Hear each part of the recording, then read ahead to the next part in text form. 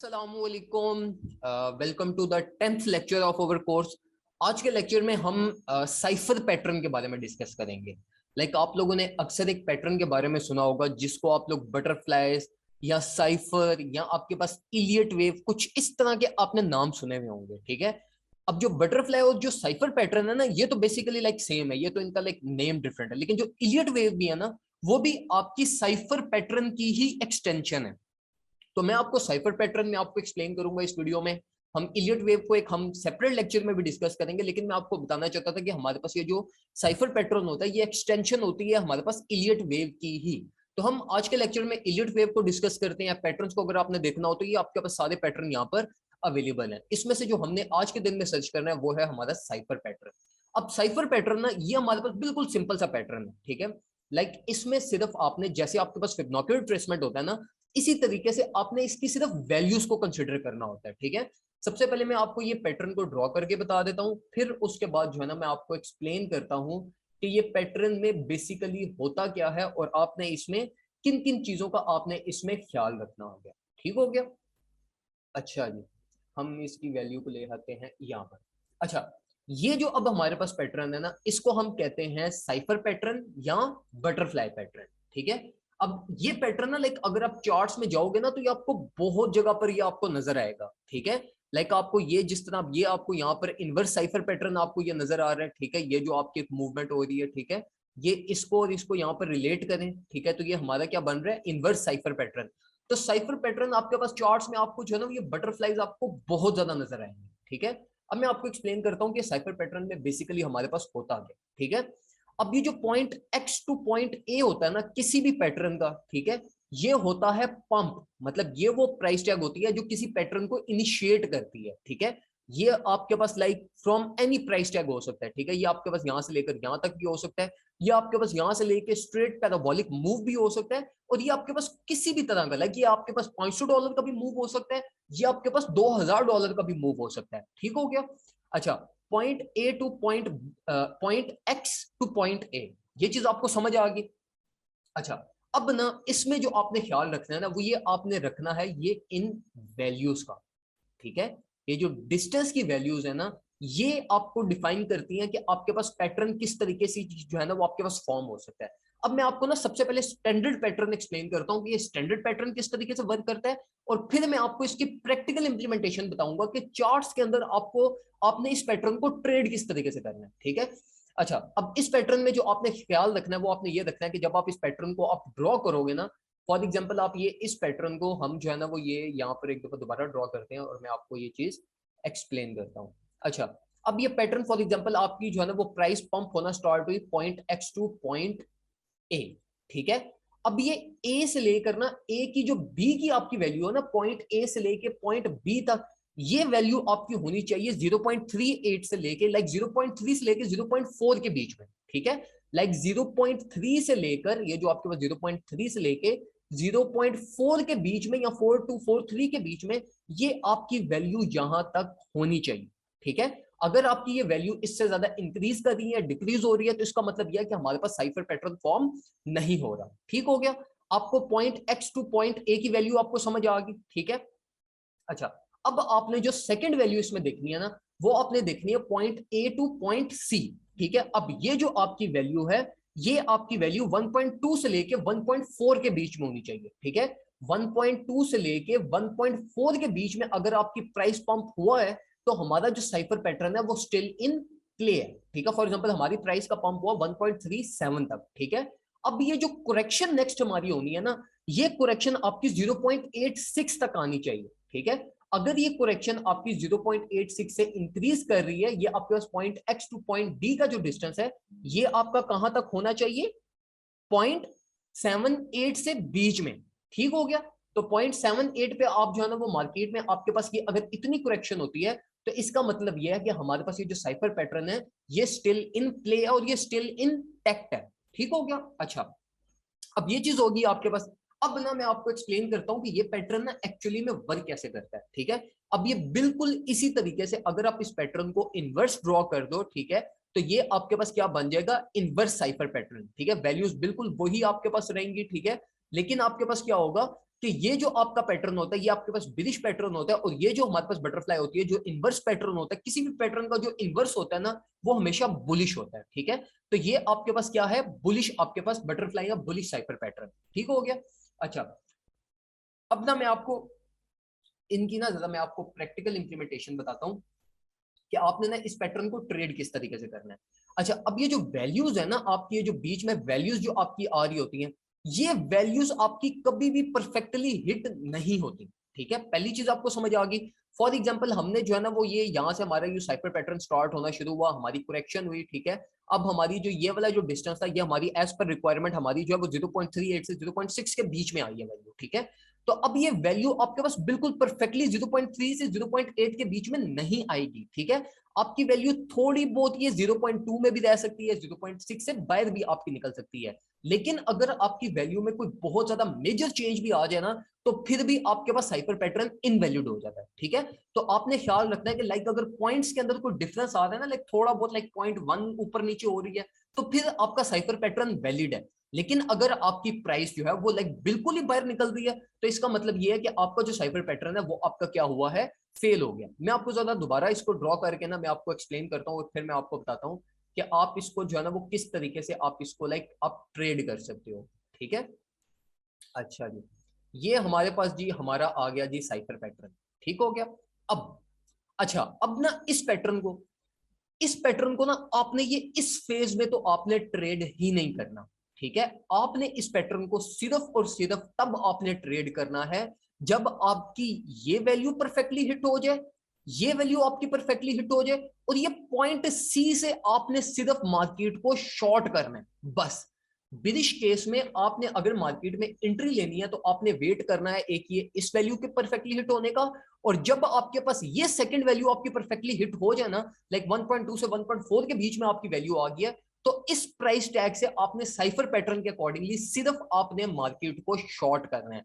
इसकी बेसिस पे आपने कोई लॉन्ग पोजीशन ओपन करनी, लाइक आप ये प्लान बना लो कि मैं यहां से लॉन्ग पोजीशन ओपन कर दूं या यहां से मार्केट को शॉर्ट कर दूं, ये चीज आपने नहीं करनी। ठीक है, क्योंकि ये जो आपके पास पैटर्न है ये पैटर्न बेस करता है हमारे पास प्राइस एक्शन की बेस पे ऑन फिबोनाची लेवल्स। ठीक है, तो इस चीज में आपके पास जो ये वैल्यूज है ना, ये वैल्यूज आपके पास लाइक इस पे आपके पास कोई कंफर्मेशन ही बंद है। ठीक है, जो आपके पास ओनली कंफर्मेशन जो आपको इस पैटर्न में से मिलती है वो सिर्फ ये आपके पास 1.2 टू 1.4 की वैल्यू में अगर आपके पास आ जाए, और ये वाला जो आपका लेफ्ट शोल्डर है ये अगर आपका कंप्लीटली फॉर्म हुआ है, आपकी लेफ्ट फ्लाई जो है वो बिल्कुल कंप्लीटली फॉर्म हुई है, तो सिर्फ इसकी बेस पे आप मार्केट को ये 1.2 से 1.4 के बीच में आप मार्केट को शॉर्ट कर सकते हो। ठीक हो गया। अब मैं आपको बताता हूं बुलिश केस के लिए। ठीक है, अब फॉर एग्जांपल आपके पास मार्केट में जो है ना वो ये इनवर्स आपके पास पैटर्न फॉर्म हो रहा था। ठीक है, तो इस पैटर्न को आपने बिल्कुल भी नहीं छेड़ना जब तक आपकी ये चल रही हो। ठीक है, इस पैटर्न को सिर्फ आपने तब ट्रेड करना है जब आपकी ये वाली जो आपकी वैल्यू है ना, ये वैल्यू आपकी 1.2 से 1.4 के बीच में जब आएगी ना, ये मैंने रफ ड्रॉ की है। ठीक है, आपने वैल्यूज का बिल्कुल परफेक्टली ख्याल रखना है। जब आपके पास 1.2 से 1.4 के बीच में आपकी वैल्यू आएगी तो सिर्फ आपने तब यहां से मार्केट को क्या करना है, आपने लॉन्ग पोजीशन ओपन करनी है, अपनी स्पॉट में अकुमुलेट करना है। जो भी आप जिस तरीके से भी मार्केट में अकुमुलेशन करना चाहते हो वो आपने ये फिक्स 1.2 से लेके 1.4 के बीच में आपने जो है वो मार्केट में बाइंग स्टार्ट कर देनी है, और ये इस प्राइस टैग से आप मार्केट में लॉन्ग पोजीशन ओपन कर सकते हो। इसके अलावा आपने किसी एरिया पे मार्केट में कोई एंट्री नहीं लेनी on the basis of cipher pattern. ठीक हो गया। अब मैं ना आपको इसी के साथ मैं आपको इलियट वेव भी एक्सप्लेन कर देता हूँ। अच्छा, ये जो साइफर पैटर्न है ना, ये समझ लो कि साइफर पैटर्न आपके पास ना इसकी फॉर्मेशन बहुत ज्यादा होती है आपके पास। ठीक है, लाइक अगर ये आप यहां पर देखो तो ये भी आपके पास साइफर पैटर्न फॉर्म हो रहा है। ठीक है, अगर आप जो है वो यहां पर देखो तो ये आपके पास ये भी इलियट वेव फॉर्म हो रही है, लाइक एक्सटेंशन ऑफ आपके पास साइफर पैटर्न। ठीक है, तो ये चार्ट्स में अगर आप स्मॉलर टाइम फ्रेम्स पे जाओगे ना तो ये आपके पास साइफर पैटर्न बहुत ज्यादा फॉर्म हो रहा होता है। ठीक हो गया। तो आपने इसको सिर्फ ट्रेड करना है जो एरिया मैंने आपको बताया है बस। ठीक है, उसके अलावा आपने मार्केट में एंट्री नहीं लेनी। इसकी वजह हमारे पास ये है कि जो पैटर्न मार्केट में बहुत ज्यादा अडॉप्टेड हो ना उसकी एक्यूरेसी वीक हो जाती है। ठीक है, लाइक जो पैटर्न बार बार यूजुअली आपके पास फॉर्म हो रहा हो ना उसकी एक्यूरेसी वीक हो जाती है। ठीक है, जो पैटर्न आपके पास वंस इन अ वीक या once in a twice week आपके पास फॉर्म हो ना उसकी एक्यूरेसी आपके पास ज्यादा होती है। तो इसलिए जो है ना वो मैं इस पैटर्न पे आपको जो है ना वो लिमिटेड आपको सिनेरियोस प्रोवाइड कर रहा हूँ कि जहां पे आपके पास बिल्कुल कंफर्मेशन है, सिर्फ आपने उसके अकॉर्डिंगली आपने क्या करना है, मार्केट में एंट्री लेनी है। ठीक है, अब हम ना कुछ डिस्कस करते हैं हम इलियट वेव को। ठीक है, इसी के साथ जो है ना वो मैं आपको इलियट वेव भी एक्सप्लेन कर देता हूँ कि इलियट वेव हमारी जो है ना वो किस तरीके से वर्क करती है। अच्छा, अब ये Elliott impulsive wave, Elliott triangle wave, Elliott triple combo wave, Elliott correction wave, Elliott double combo, ये सारी एक ही है, ये सब सेम है। ठीक है, सिर्फ इनमें डिफरेंस ये है कि अगर हमारे पास ये इलियट इंपल्सिव वेव में 4 पॉइंट्स हैं तो इसमें 5 पॉइंट्स हो जाएंगे, इसमें 1 पॉइंट और इंक्रीज हो जाएगा। ये ट्रायंगल हमारा करेक्शन वेव है, जो आपकी करेक्शन में अगर आपके पास मार्केट डाउन ट्रेंड में आ रही है तो उसके लिए आप इलियट करेक्शन वेव यूज कर सकते हो, लेकिन ये सारों की फंक्शनैलिटी बिल्कुल सेम है, इसमें कोई डिफरेंस नहीं है आपके पास। ठीक हो गया। अब ना मैं आपको ज्यादा इलियट वेव को ना ड्रॉ करके बताता हूँ और हम देखते हैं कि इलियट वेव की हमारी वर्किंग क्या होती है। ठीक हो गया। अच्छा, इलियट वेव जो आपके पास होता है ना, ये सबसे सिंपलेस्ट जो आपका वे होता है ना मार्केट को ट्रेड करने का, ठीक है, वो ये होता है आपका इलियट वेव। ठीक हो गया।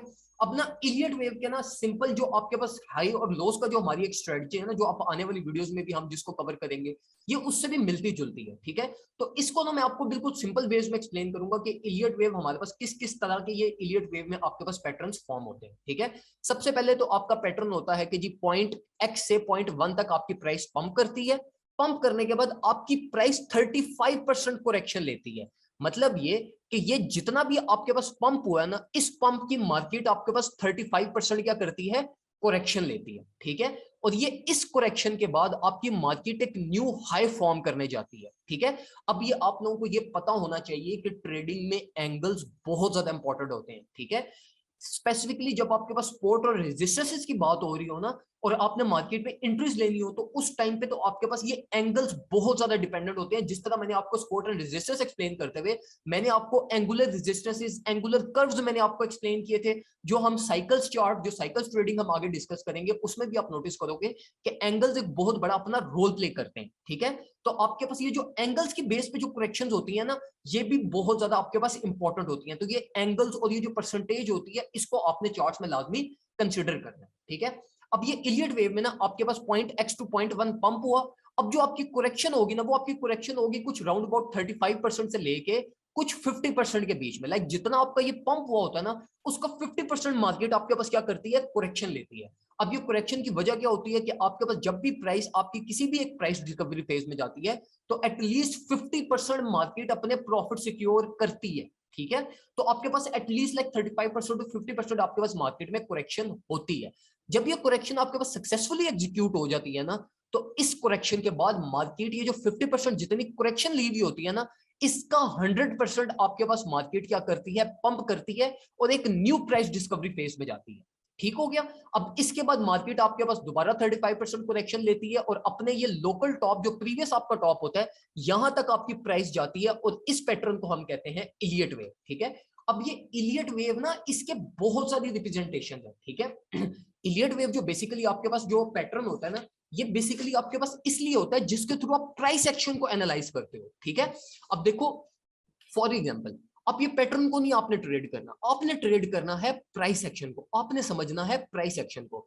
अब ये बात आपने समझनी है जो मैं आपको यहाँ पर एक्सप्लेन करना चाह रहा हूँ, वो क्या है।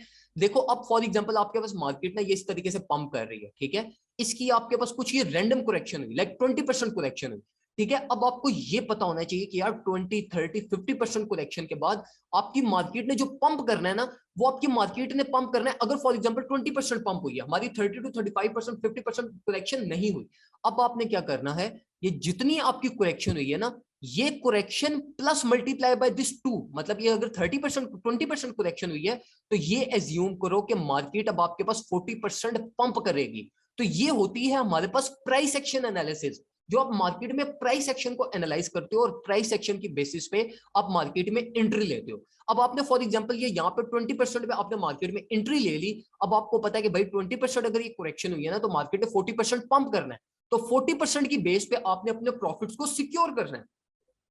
अब आपको ये भी पता है कि अगर ये 40% पंप हुआ है, तो इसके बाद मार्केट आपके पास दोबारा एक लो फॉर्म करने आएगी, जो मेरी जितनी ये मेरा प्राइस पंप हुआ है ना, वो उसका एटलीस्ट 40 टू 50% मार्केट ने अब दोबारा करेक्शन लेनी है। ठीक है, तो अब जो आपको प्राइस एक्शन के अकॉर्डिंगली जो आपको एंट्री मिल रही है ना, वो अब आपको एंट्री मिल रही है कुछ ये इस फेज में। और अब अगर आप यहां से अपनी लॉन्ग पोजीशन या आप स्पॉट में बाय कर रहे हो, तो ये आपने प्रॉफिट सिक्योरिंग कहां पे करनी है, ये अपने पैटर्न की बेस पे।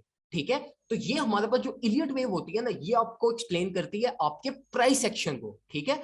अब ये इसी तरीके से ये आपके पास एक इलियट वेव की हमारे पास ये एक फॉर्म होगी। अब मैं आपको एक्सप्लेन करता हूं कि हमारे पास इलियट वेव में और क्या चीजें होती है, ठीक है। अब आपके पास जो यूजुअली इलियट वेव फॉर्म होती है ना, वो आपके पास सिंपली ये इस तरह की इलियट वेव फॉर्म होगी, ठीक है। अब ये आपके पास क्या है, ये आपके पास है जी एक लो, लो हाई, हाई लो और फिर लो हाई, ठीक है, जिसको हम कहते हैं हाई लोस। और ये हमारे पास क्या हुआ, लो लोस, जिसमें हमारे पास कोई चैनल की फॉर्मेशन होती है, ठीक है। तो ये आपके पास क्या चीज होती है, इसको हम कहते हैं इलियट वेव, जिसमें हमारे पास हम इसको सिंपल वर्ड्स में हम इसको ये कहते हैं कि आपके पास ये ट्रायंगुलर आपके पास जो है ना वो ये एक इलियट वेव फॉर्म हो रही है, ठीक है, जिसके आपके पास 3 डॉट्स होते हैं और ये एक चैनल के बीच में आपकी प्राइस मूव करती रहती है, ठीक है। अब ये जो आपके पास प्राइस एक्शन होता है ना, ये सिंपलेस्ट प्राइस एक्शन होता है जो आपके मोमेंटम पे डिपेंड करता है, ठीक है। अगर ये यहां से प्राइस ब्रेकआउट कर जाए तो ये जितनी लेंथ आपकी ये चैनल की होती है, ये आपका ब्रेकआउट टारगेट होता है। और ये अगर आपकी प्राइस डाउनवर्ड साइड पे ब्रेक डाउन कर जाए तो ये जितनी आपकी लेंथ की चैनल होती है, ये इतनी प्राइस आपकी क्या करती है, डाउनवर्ड साइड पे ब्रेक डाउन कर जाती है, ठीक है। तो ये इलियट वेव में आपने क्या चीज नोटिस करनी है कि अगर फॉर एग्जांपल आपके पास प्राइस कुछ ये इस तरीके की मूव कर रही है ना, तो यहाँ पे आपने ये चीज अब अज्यूम करनी है कि यार अब हमारा ना ये कुछ इस तरीके का हमारा एक पैराबोलिक चैनल फॉर्म हो सकता है। मार्केट ये इस तरह से अप लोज में मार्केट हमारे पास कंसोलिडेट कर सकती है और ये एक स्कैल्पिंग का परफेक्ट टाइम होता है, ठीक हो गया। तो ये इलियट वेव्स को यूज करते हुए आप क्या कर सकते हो, आप प्राइस एक्शन को एनालाइज कर सकते हो कि यार अगर हमारी प्राइस ये इस तरह से मूव कर रही है ना, तो ये जो इस तरह की मूवमेंट होती है ना, ये मोस्ट लाइकली ये इसी तरह की मूव करती है, ठीक है। तो ये अब आपको एक गाइड प्रोवाइड कर रही है कि भाई प्राइस एक्शन मार्केट का मोस्ट लाइकली आपके पास क्या हो सकता है, कि आपको अब पता है कि यार मार्केट जो है ना वो उसने एक अपनी हाई रेजिस्टेंस ये सेट कर दी है, लोअर सपोर्ट उसने ये सेट कर दी है। अब जो मार्केट मोस्ट लाइकली जो बीच में कंसोलिडेट करेगी ना, वो ये इसी चैनल के बीच में कंसोलिडेट करेगी, अनलेस अंटिल मार्केट नीचे वाली साइड पे ब्रेक डाउन कर जाए और unless until market upward side पे ब्रेक डाउन कर जाए। जो स्टैंडर्ड इसकी मूवमेंट होती है वो आपकी ये मूवमेंट होती है कि मार्केट 3 दफा अपने अपर चैनल को टेस्ट करती है, 3 दफा मार्केट अपने लोअर चैनल को टेस्ट करती है, उसके बाद मार्केट आपके पास ब्रेक डाउन करती है। तो ये जो आपके पास इलियट वेव का जो आपके पास फॉर्मूला होता है, ये जो आपके पास एक मूवमेंट होती है प्राइस एक्शन, इसमें आपकी 6 एंट्रीज ये आपको इलियट वेव आपको प्रोवाइड कर रहा है। आप ये पहली 2 एंट्रीज को, लाइक ये पहली पूरी इलियट वेव को भी अगर आप इग्नोर कर दो ना, तो 1 एंट्री, 2 एंट्री, तीसरी एंट्री, ये चौथी एंट्री यहाँ पे, और ये आपकी 5वीं एंट्री ब्रेक डाउन से पहले पहले, ठीक है। इसके बाद मार्केट आपकी मोस्ट लाइकली या तो ब्रेकआउट अपवर्ड साइड पे कर जाएगी, या तो मार्केट आपकी मोस्ट लाइकली नीचे वाली साइड पे ब्रेक डाउन कर जाएगी। और इसके बाद मार्केट आपके पास ये कुछ इस तरीके का कोई एक न्यू चैनल फॉर्म करेगी, कुछ न्यू पैटर्न, कुछ न्यू टेक्निकल एनालिसिस, और एक साइकिल अब आपके पास कंप्लीट हो गया और अब आपकी मार्केट नेक्स्ट साइकिल में एंटर हो गई है। तो ये जो इलियट वेव होता है ना, ये बेसिकली आप प्राइस एक्शन को एनालाइज करने के लिए यूज करते हो, जिसकी बेसिस पे आपको मार्केट की एक मूवमेंट की समझ आती है कि यार प्राइस एक्शन हमारा जो है ना वो ये पैटर्न्स के अकॉर्डिंगली ये हो रहा है, तो मोस्ट लाइकली मार्केट आपकी ये इस तरह की रेंज बिल्ड करके इसके बीच में आपकी मार्केट आपकी क्लोज करेगी। अब ये जो स्ट्रेटजी मैंने आपसे शेयर की है, ये बहुत यूजफुल स्ट्रेटजी है, इसको आपको प्रैक्टिस करनी पड़ेगी। मतलब मैं आपको ये जितना मर्जी एक्सप्लेन कर दूं ना, जब तक ये आप प्राइस में आके आप खुद इस चीज को एनालाइज नहीं ना करोगे कि ये मार्केट हमारे पास ये किस तरह की मूवमेंट ले रही है, तब तक आप इस प्राइस एक्शन को आप नहीं समझ सकोगे, ठीक है। अब यहाँ पे आप ये इस प्राइस एक्शन को सिंपली देख लो, हमारी मार्केट पंप हुई, ये फॉर एग्जांपल अगर हमारे पास ये इतनी करेक्शन हुई, ये हमारे पास कितनी करेक्शन हुई, ये हमारी करेक्शन हुई जी 4%, ठीक है। और अब हम यहाँ से पंप को एनालाइज करते हैं, तो हमारा पंप कितना है 10%, ठीक है। लाइक हमारे पास ये, बल्कि मैंने इसको प्लेस भी ठीक नहीं किया, ये बिल्कुल परफेक्टली हमारी जो है ना वो ये हमारी 8% के राउंड अबाउट हमारी ये आएगी, ठीक है। लाइक अगर हम इसको 8 से प्लस भी है तो इट्स ओके, ठीक है। लाइक आपको एक चीज समझ आनी चाहिए, आपको एक प्राइस एक्शन से एनालाइज हो रहा है कि यार अब हमारे पास ये इलियट वेव की अगर फॉर्मेशन हो रही है ना, तो ये जितनी करेक्शन हुई है इसका 2x अब आपके पास पंप होना है। अब ये जितना 2x आपके पास पंप हुआ है ना, ये इतना ही आपके पास, अब ये आपको पता चल गया कि यार ये जितनी मार्केट पंप हुई है ना, ये मार्केट एटलीस्ट इसका 40-50% अब दोबारा मार्केट आपके पास करेक्शन लेगी, ठीक है। तो अब ये आपके पास इसकी बेस में आपको एक न्यू एंट्री मिल गई, न्यू एंट्री की बेस पे आपकी मार्केट जो है ना वो एक आपको प्राइस एक्शन आपको मार्केट में समझ आती है कि ये जो कैंडल्स की मूवमेंट होती है ना, ये आपकी मोस्ट लाइकली किस तरीके से हो सकती है। तो ये आपने अब चार्ट्स में आके इसको आपने एनालाइज करना है, मार्केट मूवमेंट को ऑब्जर्व करना है, पिछले पैटर्न्स को आपने एनालाइज करना है कि मार्केट हमारे पास ये क्या फॉर्म कर रही है, ये कौन सी हमारे पास जो है ना वो प्राइस एक्शन इलियट वेव के अकॉर्डिंग ये मार्केट किस तरीके का मूव ले रही है, ठीक है।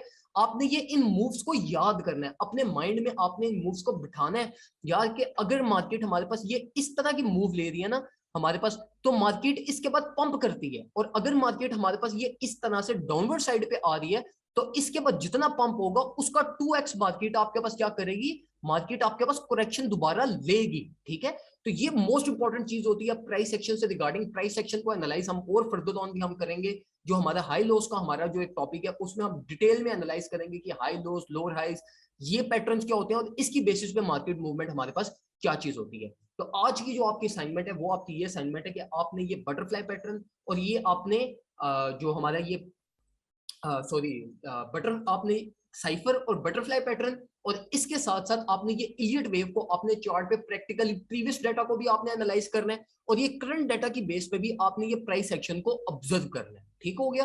अब ये जो आपके पास इलियट वेव की मूवमेंट होती है ना, ये आपके पास कांस्टेंट मूवमेंट होती है। फॉर बुलिश मार्केट भी मूवमेंट सेम होती है, फॉर बिरिश मार्केट भी मूवमेंट आपके पास बिल्कुल सेम होती है। तो ये आपको बहुत ज्यादा यूजफुल इंफॉर्मेशन मार्केट में प्रोवाइड कर सकते हैं, जिसकी बेसिस पे आप मार्केट में अच्छे डिसीजन आप ले सकते हो। इंशाल्लाह आपसे मुलाकात होती है नेक्स्ट वीडियो में। दुआ में मुझे जो है ना वो आप लोग याद रखिएगा।